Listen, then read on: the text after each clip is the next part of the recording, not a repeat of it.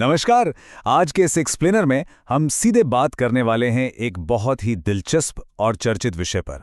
हम पूरी तरह से निष्पक्ष होकर उन सोर्सेज और विश्लेषणों को डिकोड कर रहे हैं जिन्होंने प्रधानमंत्री की बहुत ही बारीकी से गढ़ी गई सार्वजनिक छवि की कड़ी आलोचना की है।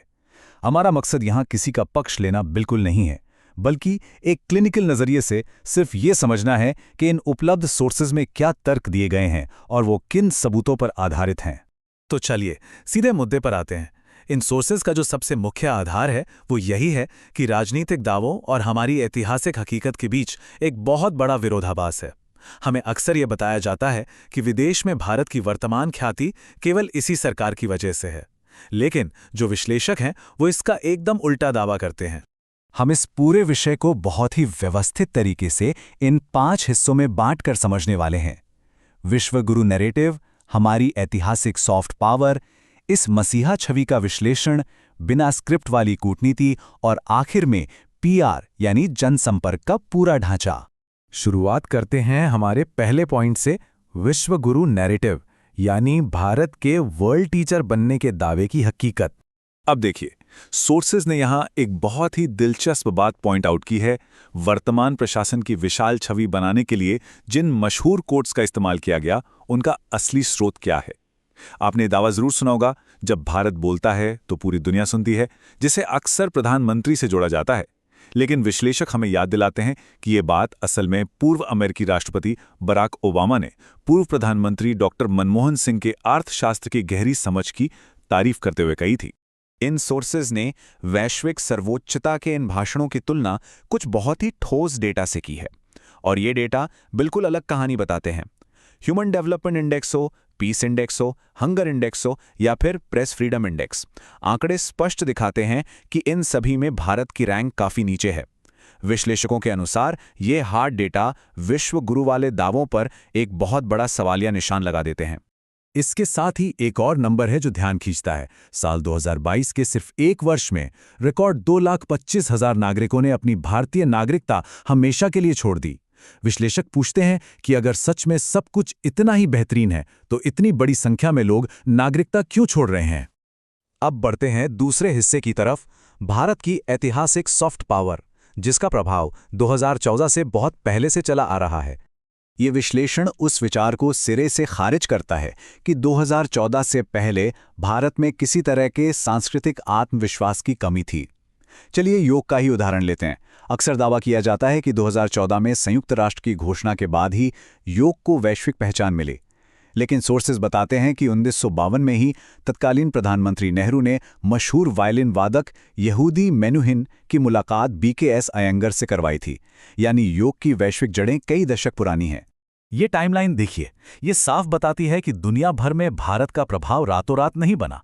1952 में योग का प्रसार, 1955 में बांडुंग सम्मेलन का नेतृत्व, 1961 में गुटनिरपेक्ष आंदोलन की स्थापना और 1967 में मशहूर बैंड द बीटल्स का महर्षि महेश योगी से मिलना।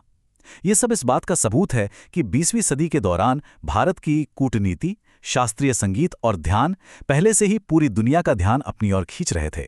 आते हैं हमारे तीसरे पॉइंट पर, मसीहा छवि का विश्लेषण, जहां सोर्सेज एक बहुत ही बारीकी से गढ़ी गई व्यक्तिगत कहानी की जांच करते हैं। इन विश्लेषकों के अनुसार इस तरह की कल्ट ऑफ पर्सनालिटी यूं ही हवा में नहीं बनती। इसके लिए एक बहुत ही सटीक 4 स्टेप का साइकोलॉजिकल प्रोसेस काम करता है। सबसे पहले जनता को गर्व से भर दो, फिर ये स्थापित करो कि वो हमेशा से पीड़ित रहे हैं। तीसरा स्टेप, उनके मन में डर पैदा करो, और आखिर में एक ऐसे मसीहा को उनके सामने पेश करो जो उन्हें इस डर से बचा सके।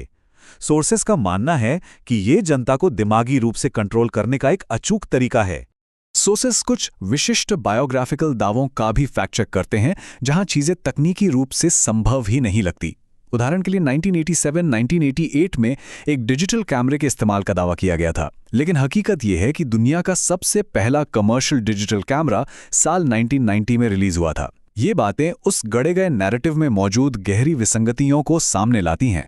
और सोर्सेज जिस सबसे बड़े विरोधाभास की बात करते हैं वो ये है, एक फकीर या तपस्वी की जो छवि पेश की जाती है और जो विलासिता की वास्तविकता है, उसके बीच का जमीन आसमान का अंतर। एक तरफ गरीबी का दावा है तो दूसरी तरफ 1,40,000 रुपए के चश्मे, 12 करोड़ की मर्सिडीज में सफर और एक ही दिन में कई महंगे कपड़े बदलना। विश्लेषक कहते हैं कि ये तथ्य उस गरीब फकीर वाली छवि पर बहुत गंभीर सवाल उठाते हैं। सोर्सेज का ये भी तर्क है कि प्रशासन ने गरीबी मिटाने के बजाय इस पीआर छवि को बचाने के लिए गरीब नागरिकों को दीवारों के पीछे छुपाने का काम किया है। 2020 में विदेशी मेहमानों से झुग्गियों को छिपाने के लिए गुजरात में 1600 फुट की दीवार का निर्माण किया गया और यही रणनीति G20 के दौरान हरे रंग के पर्दे लगाकर दोहराई गई। चलिए बढ़ते हैं चौथे सेक्शन की ओर, बिना स्क्रिप्ट वाली कूटनीति। जब गढ़ी गई छवि असल दुनिया से टकराती है तो क्या होता है? कमेंटेटर श्याम मीरा सिंह का एक बहुत ही दिलचस्प अवलोकन है। वो कहते हैं कि जो बिना स्क्रिप्ट वाले विदेशी दौरे होते हैं वो अक्सर कूटनीतिक शालीनता की कमी को उजागर कर देते हैं। कई ऐसे अजीब पल सामने आए हैं, जैसे गंभीर मौकों पर बिना संदर्भ के हंसना, विदेशी नेताओं को जबरन और असहज तरीके से गले लगाना, कैमरों में आने के लिए मार्क जुकरबर्ग या प्रिंस विलियम जैसे नेताओं को अपनी तरफ खींचना और राष्ट्रगान बजने के दौरान अकेले ही भटकने लगना। अब सोचने वाली बात है कि इन असहज पलों को मैनेज कैसे किया जाता है। सोर्सेज ने एक बहुत ही अजीब पैटर्न की ओर इशारा किया है। राज्य समाचार एजेंसियां अक्सर विदेशी नेताओं के साथ प्रधानमंत्री की बातचीत के वीडियो को पूरी तरह से म्यूट करके अपलोड करती हैं। इससे लोगों को पता ही नहीं चलता कि असल में वहां क्या बातचीत हो रही है। और अब आखिरी में हमारा 5वां पॉइंट, पीआर का पूरा आर्किटेक्चर। इस पूरे भ्रम को कैसे बनाए रखा जाता है। ये नंबर अपने आप में पूरी कहानी कह देता है। विश्लेषण से पता चलता है कि पिछले 8 वर्षों में सिर्फ विज्ञापनों पर 64.91 बिलियन यानी लगभग 64,500 करोड़ रुपए खर्च किए गए हैं। ये एक ऐसी हैरान करने वाली रकम है जिसका इस्तेमाल इस खास छवि को हर मुमकिन माध्यम पर थोपने और बनाए रखने के लिए किया गया है।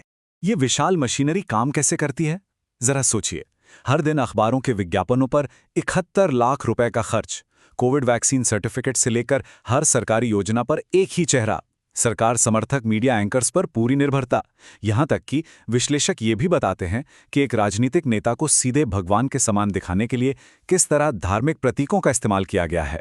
तो जैसे ही हम इस एक्सप्लेनर के अंत पर पहुंचते हैं, ये पूरा विश्लेषण हमारे सामने मीडिया साक्षरता को लेकर एक बहुत ही अहम सवाल छोड़ जाता है। जब भी हम किसी नेतृत्व का मूल्यांकन करें तो हम भारी फंडिंग वाले इन पीआर नैरेटिव्स को जमीनी भू राजनीतिक और घरेलू हकीकत से अलग कैसे कर सकते हैं? ये एक ऐसा सवाल है जिस पर हम सबको विचार करना चाहिए। आज के इस विश्लेषण में बस इतना ही। आगे भी ऐसे ही अहम मुद्दों को समझने के लिए हमारे साथ बने रहें।